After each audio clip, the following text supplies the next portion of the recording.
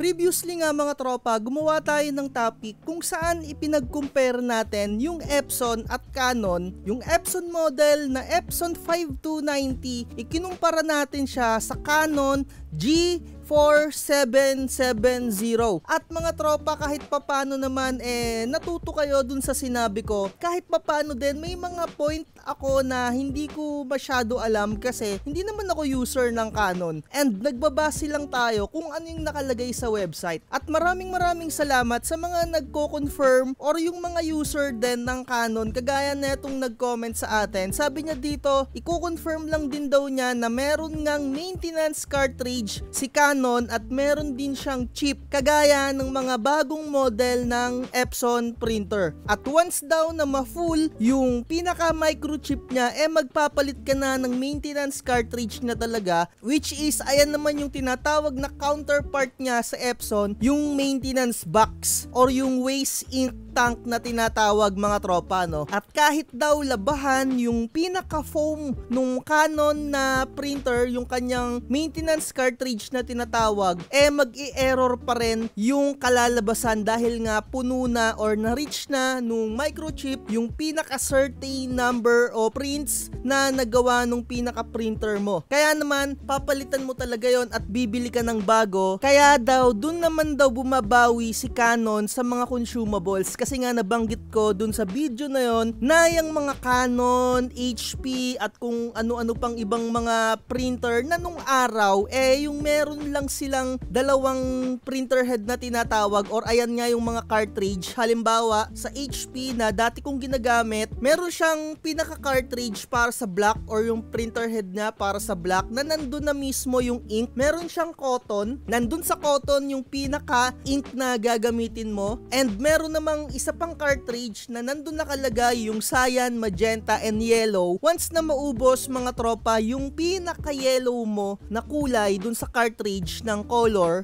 talagang magpapalit ka na kagad ng printer head or yung tinatawag na cartridge. Mga tropa, ayan yung nagkaroon ng tinatawag na scam na neto ni Canon or ni HP na talagang alam mo yon, yung konti pa lang yung nababawas dun sa ink, papalit ka na naman ng bagong ink na nakalagay dun sa pinaka cartridge. Kaya naman sa mga business, ginagawan nila ng paraan yan. So ang pinaka point ko mga tropa, yung Canon, yung HP, dati nandyan lang talaga sila for personal use dahil sa kanilang itsura, for aesthetic purposes. Kaya naman lumakas si Epson dahil nagkaroon sila ng mga ink tank or napakadali talagang i-modified ni Epson. Pero as times goes by mga tropa, gustong sumabay ni Canon and ni HP sa mga ngayong taon na to, kaya nagkaroon na rin sila ng mga additional na mga bagong printer na merong mga ink tank kagaya nga netong model na G4770. Pero syempre para naman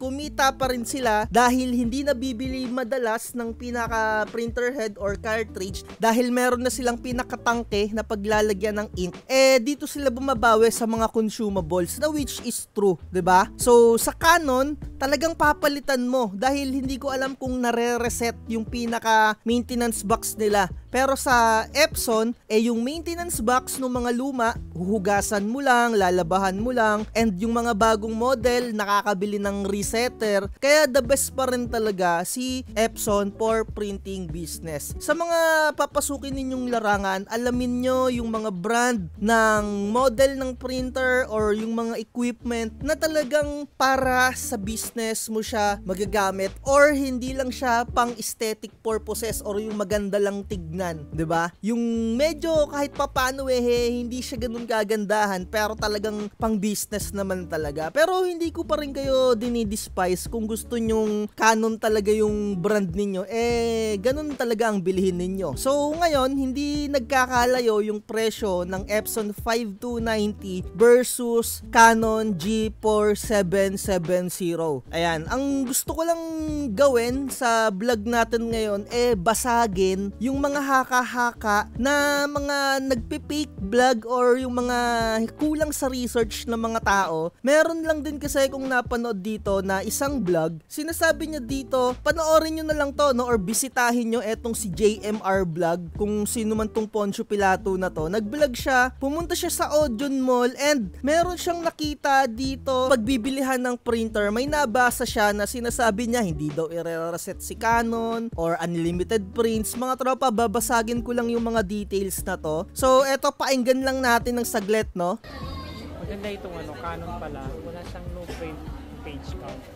Tapos print all yung Canon, automatic warranty pa siya. Wala siyang reset, wala siyang reset with 2 years warranty pa. So ayun mga tropa, no, kung narinig nyo, sinabi niya na yung Canon wala daw reset or unlimited prints, mga tropa. Ayan yung pagkakamali nyo, no. Although kahit papano etong nag-vlog na to, sabihin na natin na wala talaga siyang alam din when it comes sa printer. Or halimbawa kung ano lang yung sinabi sa kanya nung pinaka sales boy or sales lady, kung sino man yung merchandiser doon, tapos pinaniwalaan niya. Mga tropa, bago kayo mag-conduct or bago kayo bumili ng printer, manood kayo ng kung sino talaga yung madalas gumagamit ng printer, dun kayo maniwala, mga tropa. Hindi ko sinasabi naman na todo kayong maniwala sa akin, maggawa pa rin kayo ng sarili nyo ring research. And inuulit ko, yung Canon printer na to, mga tropa, i-reset nyo pa rin yan dahil napupuno nga yung pinaka maintenance box nya, na which is ayun yung pinakapapalitan mo, na nandito naman sa vlogs ni Albert Tech Channel. Itinuro niya kung paano mag-reset, mga tropa, ng pinaka maintenance box or yung pinaka printer na to. Nagpalit siya ng maintenance box and meron siyang kinonfigure dito sa settings ng Canon. Ito lang naman yung kagandahan sa Canon, hindi mo na kailangan ng software na magre-reset or yung adjustment program na tinatawag na para sa Epson. Dito sa Canon naman, pipindutin mo lang mismo dun sa pinaka settings niya, mare-reset na siya. Pero syempre papalitan mo yung pinaka waste ink tank niya or yung maintenance cartridge. And again, nire-reset etong printer na to. Halos lahat ng printer nire-reset yan. Kasi ayan yung pinaka safety precaution ng mga printer natin para hindi umapaw yung pinaka maintenance box or yung cartridge kung saan napupunta yung waste ink. And may mga printer na sinasabi no need na daw to reset, 2 years, hindi mo na kailangang i-reset, na which is yung HP na brand. And sa susunod tatalakayin natin yon. Mga tropa, eto, no, wawarningan ko kayo, huwag kayong bibili ng printer na napakahirap baklasin or yung mismong manufacturer lang yung pwedeng magbaklas, dahil ayan yung magmimit siya ng problema ninyo. Once na masira or magkaroon ng problema yung printer, napakahirap bulat-latin, lalong-lalo na yung HP, yung Brother. Yung HP, mga tropa, kasi nga yung mga printer na yan, bumabawi yan sa mga consumables. Ayaw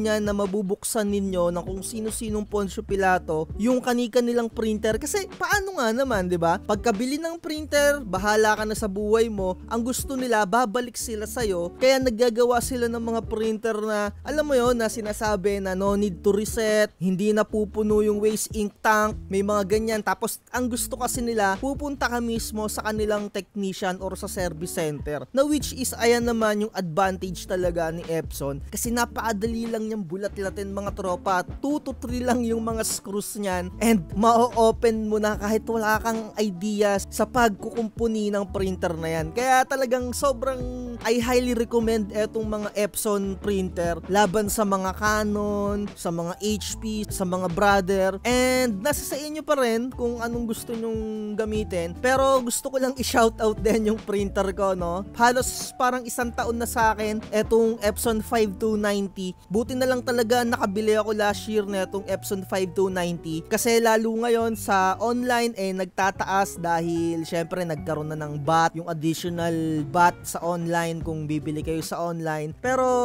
recommended ko pa rin talagang bumili sa online kasi merong mga vouchers. Huwag lang kayong maliligaw sa online kung saan makakabili kayo ng sobrang overpriced. Isipin nyo pa rin, mag-research pa rin kayo kung tunay na printer or tunay na presyo yung ginagamit ninyo. And again, gusto ko lang talagang i-correct etong si JMR kasi baka akala nung mga manonood sa kanya, yung printer na binili niya wala nang reset, wala nang mga iba pang gagawin, and yung sinasabi nga niya na unlimited prints, yung unlimited prints, yes, unlimited prints naman yan, pero to the certain level din na dadating din yung point na mare-reset or kailangan mo talagang i-reset yung printer mo na model na yan kasi puno or na-reach na ng microchip yung kanyang program. So, papalitan mo yung maintenance box mo and tuloy-tuloy na again, 'di ba? So, ayun na lang, dito na natin tapusin yung vlogs natin, and nakita nyo naman din yung mga presyo ng printer na yan, halos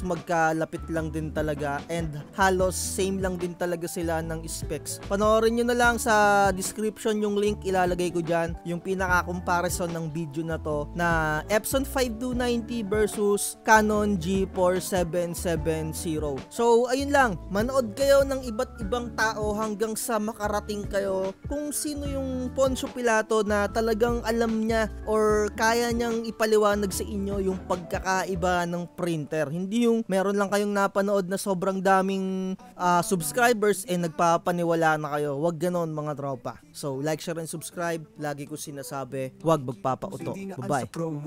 Huwag kang magpapauto, mag-isip ka sa pilian. Sa laro ng buhay, dama ang tampuhan.